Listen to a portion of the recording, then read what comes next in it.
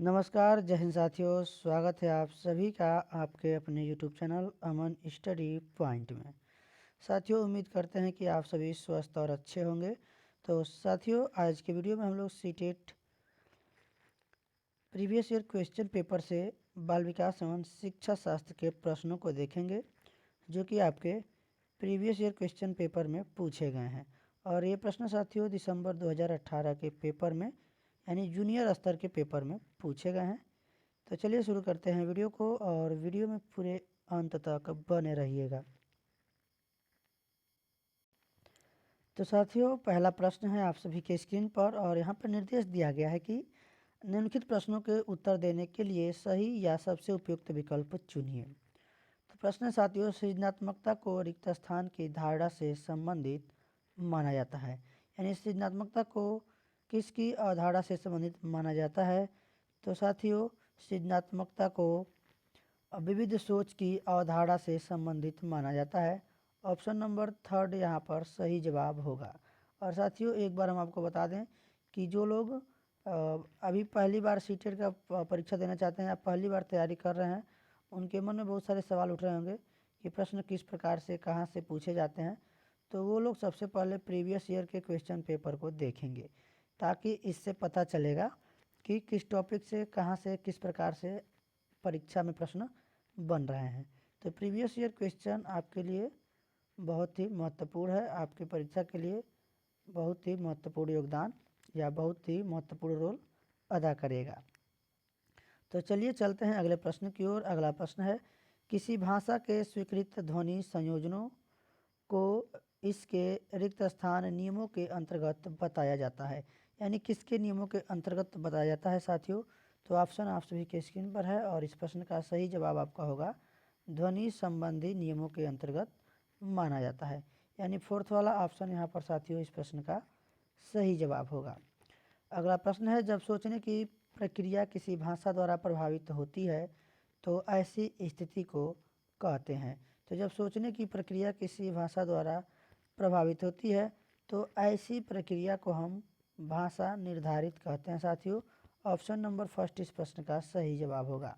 अगला प्रश्न है, अपने अनुभव और लक्षणों के आधार पर उपकरणों में खराबी के कारण की परिकल्पना का परीक्षण कर रवि उपकरणों की मरम्मत करता है। वह उपयोग करता है, यानी किस विधि का उपयोग करता है साथियों? तो वह उपयोग करता है साथियों अनुमानी विधि को। ऑप्शन नंबर थर्ड इस प्रश्न का सही जवाब होगा। चलेंगे अगले प्रश्न की ओर, और एक बार जो है साथियों, जो इतने भी प्रिय साथी देख रहे हैं, इस वीडियो को अपने सभी साथियों में शेयर कर दीजिएगा। दिव्या अक्सर निर्देशित कार्यों को छोटे छोटे हिस्सों में विभाजित कर आसान बना लेती है। वह उपयोग करती है। तो वह साथियों किसका उपयोग करती है? वह उपयोग करती है साथियों उपलक्ष्य विश्लेषण विधि का। यानी सेकेंड वाला ऑप्शन इस प्रश्न का सही जवाब होगा। चलेंगे साथियों अगले प्रश्न की ओर। पुरुष और महिला की भूमिकाओं का निर्धारण समाज करता है, यह बताता है कि। तो साथियों, यह किसको बताता है? यह बताता है लैंगिकता एक सामाजिक अवतरण है। ऑप्शन नंबर थर्ड इस प्रश्न का सही जवाब हो जाएगा। चलेंगे साथियों अगले प्रश्न की ओर। ग्रेडिंग, कोडिंग, अंकन और क्रेडिट संचय प्रणालियाँ किसके कुछ उदाहरण हैं? तो साथियों, यहाँ पर जो ग्रेडिंग है, कोडिंग है, अंकन और क्रेडिट संचय प्रणालियाँ है, यह अधिगमकर्ताओं की उपलब्धि के आकलन की गणन विधि के कुछ उदाहरण हैं। तो थर्ड वाला ऑप्शन इस प्रश्न का सही जवाब होगा। अगला प्रश्न है, अधिगमकर्ताओं की उपलब्धि का आकलन शिक्षकों की सहायता करता है। यानी किस में सहायता करता है साथियों? तो यह सहायता करता है शिक्षण अधिगम विधियों की प्रभावशीलता का मूल्यांकन करने में। तो फर्स्ट वाला ऑप्शन इस प्रश्न का सही जवाब होगा। चलेंगे अगले प्रश्न पर। समावेशी शिक्षा रिक्त स्थान के सिद्धांत पर आधारित होती है। तो समावेशी शिक्षा किसके सिद्धांत पर आधारित होती है साथियों? तो यह आधारित होती है समता एवं समान अवसर के सिद्धांत पर। यानी फर्स्ट वाला ऑप्शन यहाँ पर सही जवाब होगा। चलते हैं अगले प्रश्न की ओर। दिव्यांग जन अधिकार अधिनियम वर्ष कब पारित किया गया था? कब किया गया है साथियों? यह किया गया है 2016 को। ऑप्शन नंबर 3 इस प्रश्न का सही जवाब होगा। चलेंगे अगले प्रश्न की ओर। व्यक्तिगत विविधताओं वाले बच्चों को पढ़ाने के लिए ऐसे विद्यालय होने चाहिए जहां शिक्षक किस प्रकार के हों।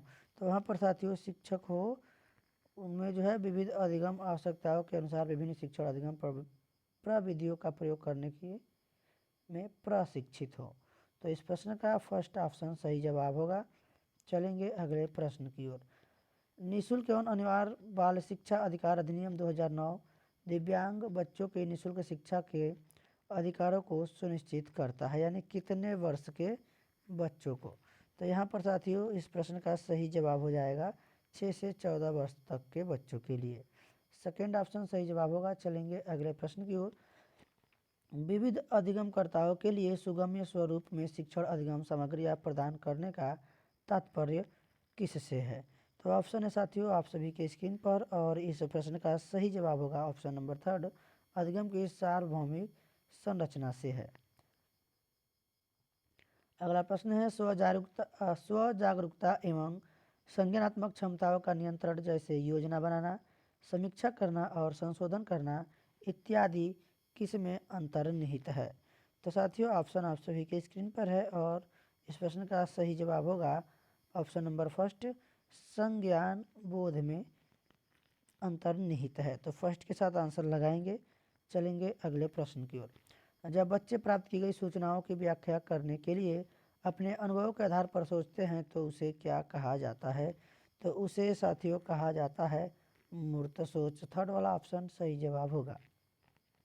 अधिगमकर्ताओं को व्यक्तिगत क्षमता के आधार पर उनकी कठिनाइयों के विभिन्न स्तरों को ध्यान में रखते हुए पढ़ाने की विधि को क्या कहा जाता है। तो इसको साथियों कहा जाता है विभेदी अनुदेशन। अगला प्रश्न साथियों, प्रतिपालन अधिगम एक विशिष्ट चरण है जो अधिगम के चरण का पूर्ववर्ती है। अभी किसका जो है किस चरण का पूर्ववर्ती है साथियों। तो यह जो है साथियों सामान्यीकरण चरण का पूर्ववर्ती है। थर्ड वाला ऑप्शन सही जवाब होगा। जर्जाक का यह मानना है कि संज्ञान और भाव होते हैं। तो साथियों जो संज्ञान और भाव होते हैं यह जो है क्या होते हैं, जर्जाक के अनुसार स्वतंत्र होते हैं। यानी जर्जाक का यह मानना है कि संज्ञान और भाव दोनों क्या होते हैं, स्वतंत्र होते हैं। फर्स्ट ऑप्शन इस प्रश्न का सही जवाब होगा। चलेंगे अगले प्रश्न की ओर।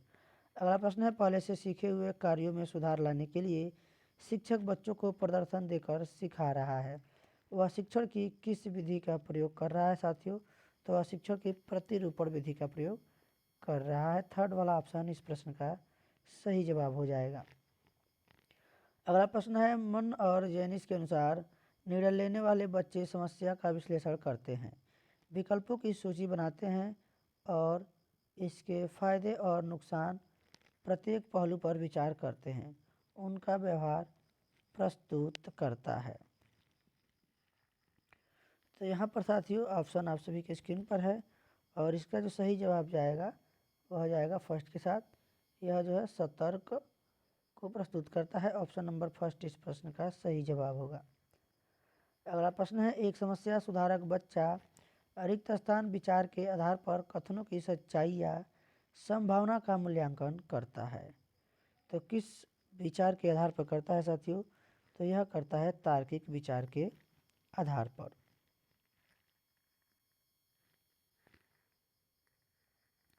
थर्ड ऑप्शन इसका सही जवाब होगा। चलेंगे अगले प्रश्न की ओर। जिस दिए गए कार्य को करते समय बच्चे स्वयं आनंद लेते हुए अनुभव प्राप्त करते हैं उसे कहा जाता है। तो उसे कहा जाता है साथियों उपभोक्ता प्रकार का कार्य।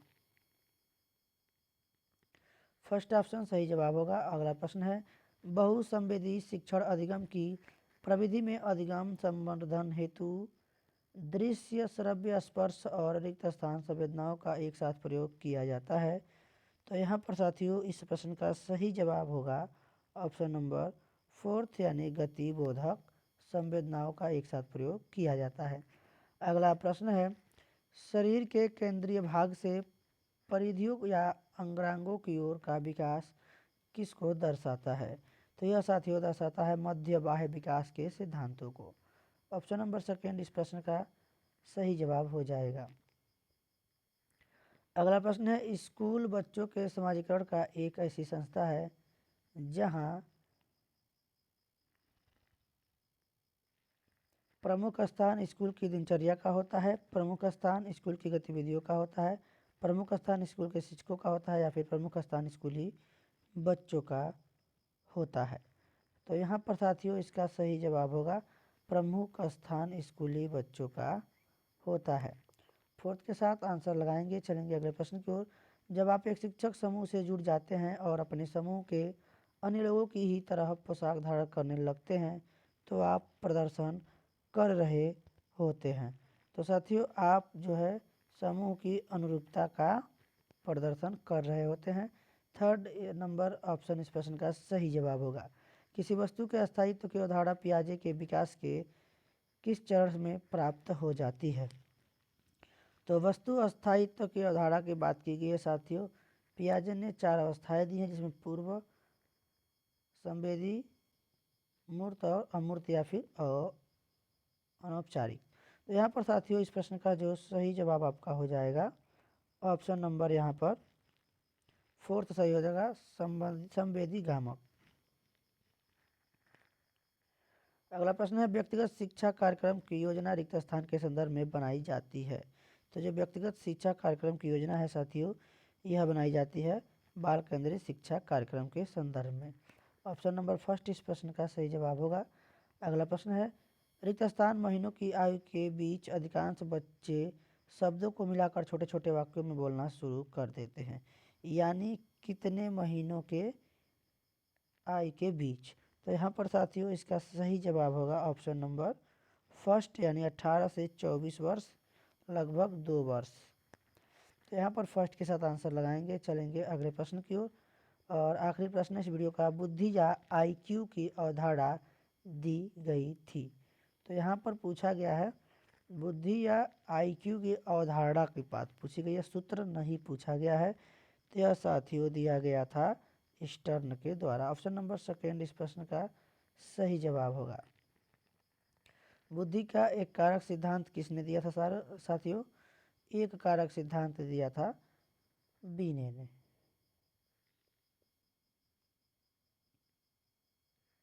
और इसका जो सूत्र होता है साथियों बुद्धि लब्धि IQ का मानसिक आयु बट्टा वास्तविक आयु इंटू में 100। तो ये भी आप लोग याद रखेंगे। तो साथियों आज के वीडियो में बस इतना ही, मिलेंगे एक और नए वीडियो में प्रीवियस ईयर क्वेश्चन यानी प्रश्नों के साथ। तब तक के लिए अगर वीडियो पसंद आया हो तो वीडियो को लाइक और शेयर कर देंगे, और चैनल पर पहली बार हैं तो चैनल को सब्सक्राइब कर लेंगे। धन्यवाद। जय हिंद।